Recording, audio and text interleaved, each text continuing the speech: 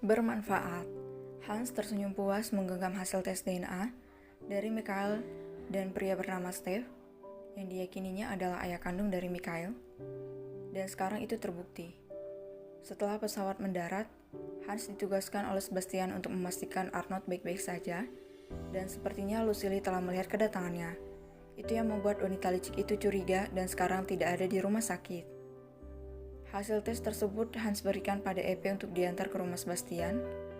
Apalagi sang pengasuh segera Hans pulangkan saat pekerjaannya selesai. Hans tidak ingin ada yang terluka, apalagi pria bernama Steve itu adalah mantan narapidana. Hans, kenapa kau datang? Tanya Arnold yang terbaring di ranjang ditemani Mikhail di sampingnya. Halo Tuan Besar, aku kira itu hanya candaan. Ya? Tanya Hans tidak paham, dia menutup kembali pintu rumah sakit.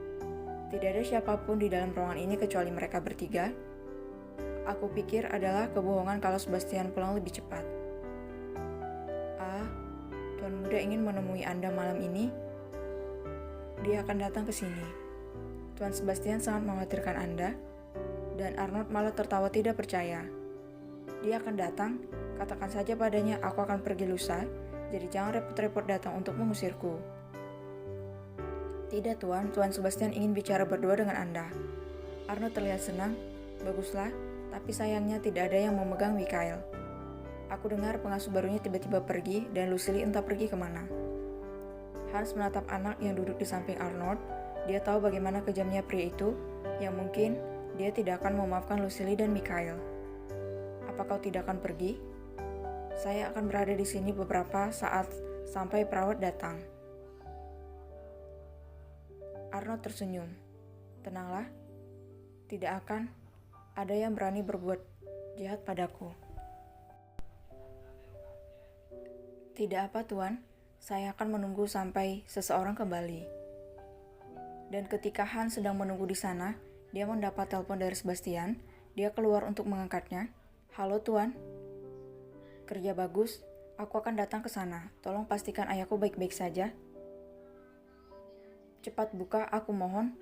Ucap Lucille dengan nada merendah, air matanya bahkan berlinang. Membuat Nana bingung dan bertanya-tanya kemana perginya wanita iblis tadi.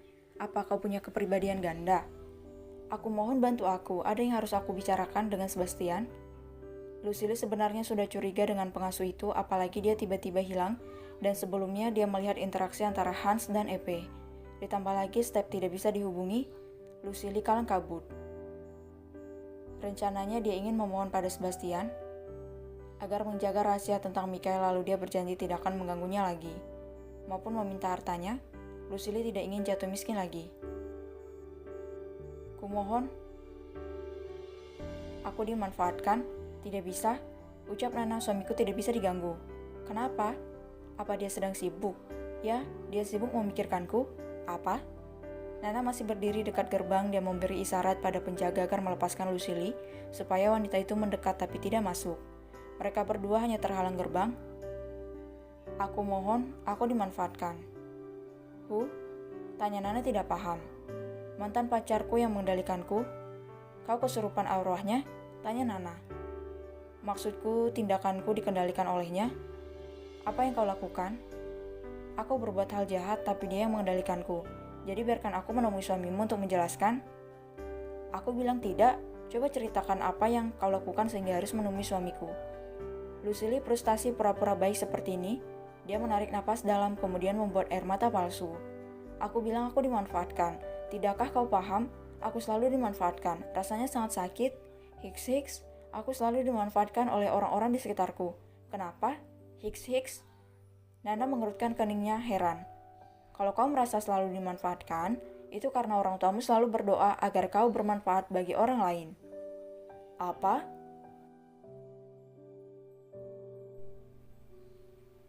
Mulai nakal.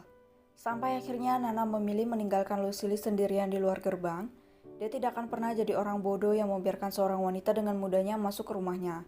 Apalagi hendak menemui suaminya. Nana tidak sebodoh itu. Dan kepergian Nana membuat Lucille terus berteriak. Hei, kau akan menyesal. Nana tidak mempedulikannya, dia berjalan masuk dengan mudahnya. Sampai Nana mengerutkan keningnya saat melihat mobil yang tidak asing. Ternyata itu EP dan dia baru saja keluar dari dalam rumah. Epe, kau mau kemana lagi? Nyonya muda, saya hendak ke rumah sakit. Bagaimana kau masuk dengan mobilmu? Saya lewat gerbang belakang, Nyonya. Oh, benarkah? Tapi tidak apa jika itu dirimu? Ya, tanya Epe yang bingung. Tidak ada, lanjutkan pekerjaanmu, ucap Nana lalu berlari menuju ke dalam rumah. Dia naik ke kamarnya. Di sana suaminya sedang membaca sesuatu sambil berdiri di pintu kaca penghubung dengan balkon. Nana penasaran, dia mendekat perlahan supaya tidak mengagetkan sang suami. Mas, panggil Nana. Tadi ada Mama Lucili di bawah. Sebastian geli mendengarnya. Gak usah ada embel-embel mama yang geli dengarnya. Tapi gak aku izinin masuk. Bagus dong. Kelihatan dari matanya gak tulus gitu, ucap Nana yang membuat Sebastian berbalik menatap sang istri. Semakin lama mengenal sang istri, Sebastian semakin paham kalau Nana mudah mengamati perasaan orang lain hanya dengan tatapan matanya saja. Oleh karena itu, dia ingin memberitahukan kebenaran ini pada sang istri. Sebastian tidak ingin kehilangan Nana. Dia tidak akan mengecewakan sang istri. Yang, aku mau ngomong. Kamu lagi ngomong kan ini? Tanya Nana yang membuat Sebastian mengerucutkan bibirnya. Sebastian duduk, dia merentangkan tangannya meminta sang istri duduk di pangkuannya. Dan Nana menurut, dia duduk di pangkuan sang suami. Dia duduk miring dengan salah satu tangan merangkul leher suaminya. Kamu tadi tahu kenapa Lucili datang ke sini? Mau ketemu sama kamu. Alasannya? Dia nggak jelasin. Dan saat itulah Sebastian mulai menjelaskan semuanya. Nana pendengar yang baik hanya diam dan mendengarkan dengan seksama apa yang dikatakan sang suami. Sebastian kini sedang bersiap-siap untuk pergi ke rumah sakit untuk menjelaskan semuanya. Termasuk menjelaskan tentang masa lalunya dengan Lucili, karena dalam lubuk hatinya Sebastian tidak ingin Arno terluka, apalagi hanya dia yang tersisa sebagai keluarganya. Sayang, kamu yakin gak mau ikut? Kamu mau aku ikut? Tanya Nana balik.